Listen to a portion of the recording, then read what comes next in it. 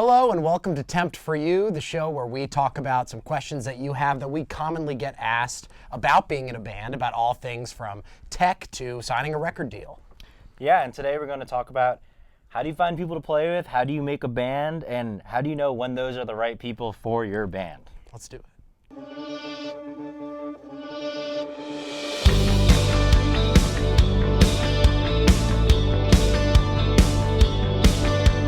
So the first part about starting a band is you really need to find the first person and find a collaborator and someone you can work with. So, Zach, how did you find me?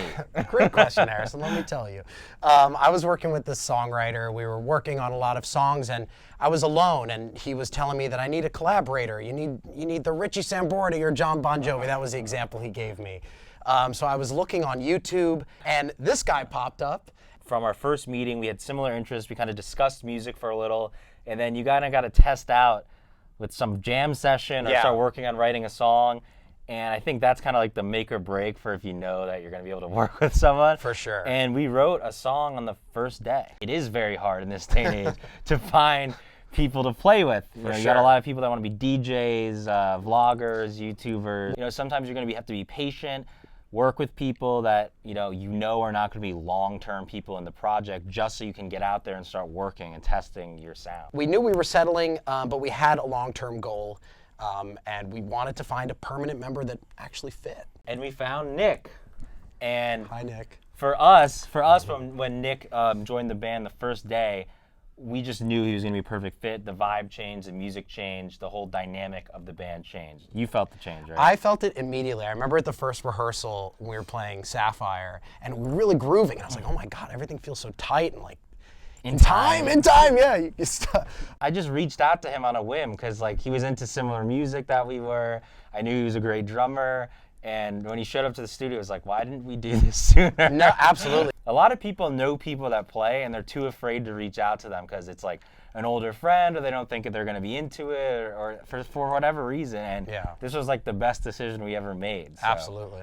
Things to look out for when auditioning someone for your band. From experience. The first one is kind of an obvious one, but people miss this one, is lack of commitment. Yeah. For example, when your bass player or the person you're auditioning to play bass in your band can't make rehearsal for a week because they're studying for music school for stereo miking technique. No. I mean, that's a bad sign. What's another one?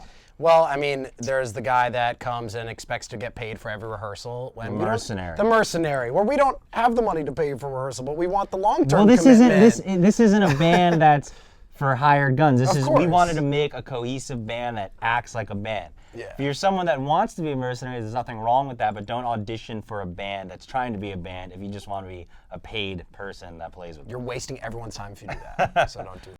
And then the guy comes in that says, well, I play the bass, but I'm really a guitarist. And instant. That's not a good one because as a guitar player, I know that they'll be asking to pick up my guitar every 5 seconds during rehearsal to show me a riff or something. He doesn't even let me pick up a guitar. And then there's also the classic one where you have the kind of the stereotypical Berkeley music school student who will not stop playing jazz scales when we're trying to figure out the arrangement of the song on full volume. On full volume. The only thing that would make that worse is if it was a drummer doing that. Well, so that's a common one in a drummer too, is overplaying, or every fill is like the bridge fill in Tom Sawyer. Hey.